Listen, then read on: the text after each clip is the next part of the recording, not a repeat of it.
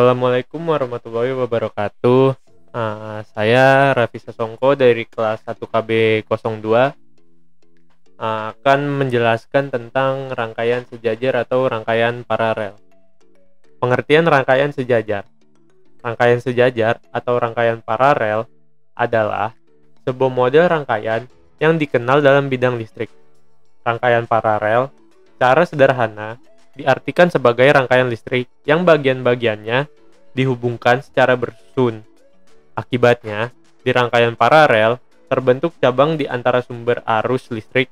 Karena itulah, rangkaian ini disebut rangkaian bercabang. Semua percabangan yang ada dalam rangkaian ini bisa dilewati oleh arus listrik. Pada setiap cabang itulah komponen listrik terpasang, sehingga tiap-tiap komponen mempunyai arus dan cabang tersendiri. Arus tersebut mengalir ke seluruh komponen listrik yang terpasang bersamaan. Rangkaian paralel dibutuhkan apabila kita mengatur arus listrik dengan membaginya dengan cara mengubah beban yang dilewati di setiap percabangan. Ciri-ciri rangkaian sejajar: seluruh komponen listrik terpasang secara sejajar dan bersusun. Di rangkaian paralel, arus yang mengalir di setiap cabang besarnya berbeda. Tiap komponen tersambung dengan kutub negatif dan kutub positif dari sumber tegangan.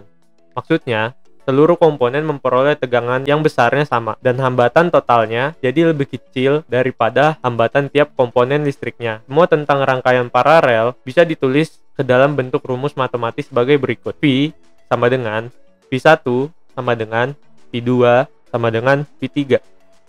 I sama dengan I1 ditambah I2 ditambah I3. 1 per Rp atau R total sama dengan 1 per R1 ditambah 1 per R2 ditambah 1 per R3. Ini adalah rangkaian sejajar pada baterai. Dan ini rangkaian sejajar pada lampu. Kelebihan dan kekurangan rangkaian sejajar. Untuk kelebihannya, jika saklar dimatikan, maka tidak seluruh komponen mati, kecuali komponen yang terhubung dengan saklar yang dimatikan. Contohnya lampu. Selain itu, apabila terdapat salah satu cabang atau komponen listrik yang rusak atau terputus, maka komponen lain akan tetap berfungsi. Hal tersebut dikarenakan masih terdapat cabang lainnya yang bisa dialiri arus listrik, dan komponen yang tidak rusak tersebut masih memiliki hubungan dengan kutub sumber tegangan. Untuk kekurangannya, untuk menyusun seluruh rangkaian diperlukan banyak kabel atau penghantar listrik. Contoh soal rangkaian sejajar, bisa diperhatikan rangkaian berikut. Diketahui besarnya R1 sama dengan 2 ohm, R2 sama dengan 3 ohm, dan R3 sama dengan 5 ohm. Jika tegangan totalnya 24 volt, tentukan besaran arus yang mengalir dalam rangkaian. Diketahui kan tadi R1 sama dengan 2 ohm, R2 sama dengan 3 ohm, dan R3 sama dengan 5 ohm. V totalnya adalah 24 volt. Yang ditanya adalah I. Maka jawabannya, kita harus mencari R totalnya terlebih dahulu. Jadi kita jumlahin dari ketiga R yang diketahui itu, yaitu R1 sama dengan 2, R2 sama dengan 3, dan R3 sama dengan 5, ditotalin menjadi 10 ohm. Dan rumus I itu sama dengan total V total per R total itu dibagi.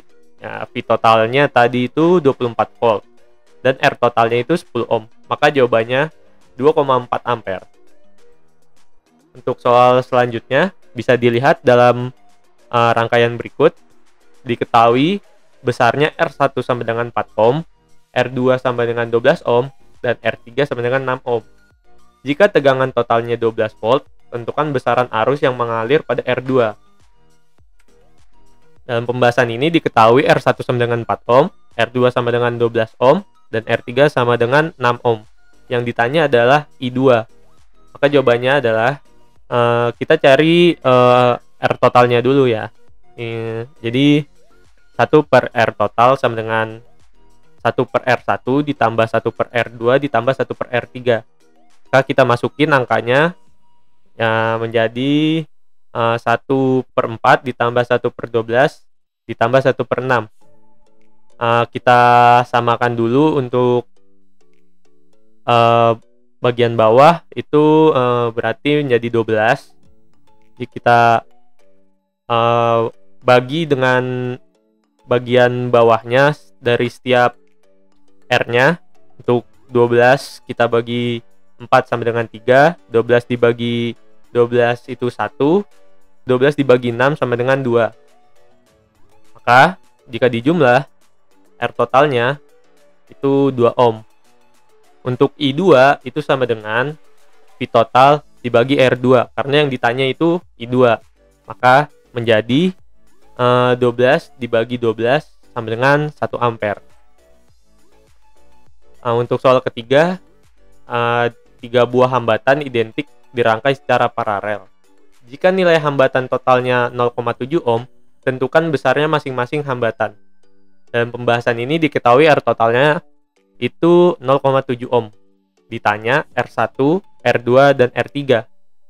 Maka kita gunakan rumus 1 per R total sama dengan 1 per R1 ditambah 1 per R2 ditambah 1 per R3. Maka kita masukkan pada R totalnya 1 per 0,75 sama dengan 1 per R ditambah 1 per R ditambah 1 per R. Maka menjadi 1 per 0,75 sama dengan 3R. Maka kita kalikan 0,75 sama 3 ya. Jadi R sama dengan 2,25 ohm.